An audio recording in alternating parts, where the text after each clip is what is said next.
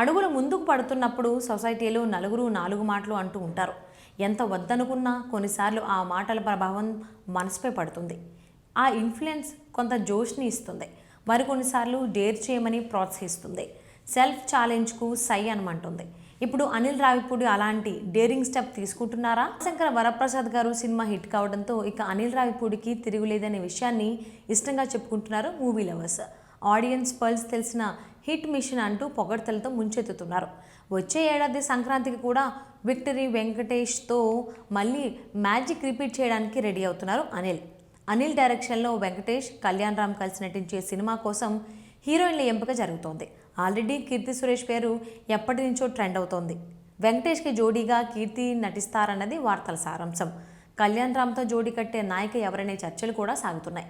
ఉపెన beauty కృతి శెట్టిని Anil consider చేస్తున్నారట అన్నది film Nagar news. ఉప్పెన తర్వాత తెలుగులో ఆ రేంజ్ సినిమా కోసం వెయిట్ చేస్తున్నారు కృతి శెట్టి. కీర్తి సురేష్, కృతి శెట్టి ఇద్దరికి ఇప్పుడు అర్జెంటుగా హిట్ కావాలి. ఆ హిట్ అనిల్ రావిపూడి మూవీతో సాధ్యమవుతుందనే కాన్ఫిడెన్స్ ఉంది జనాల్లో. గోదావరి గట్టు మీద అంటూ ఐశ్వర్య రాజేష్కి, మీను మీను అంటూ మీనాక్షి చౌదరికి, మీసాల పిల్ల అంటూ నయనతారకి సాలిడ్ హిట్స్ ఇచ్చిన అనిల్, కీర్తి, కృతి బాధ్యతను తీసుకోవడంలో నిజానిజాలేంటో తెలియాలంటే ఇంకొన్నాళ్ళు వెయిట్ చేయాల్సిందే.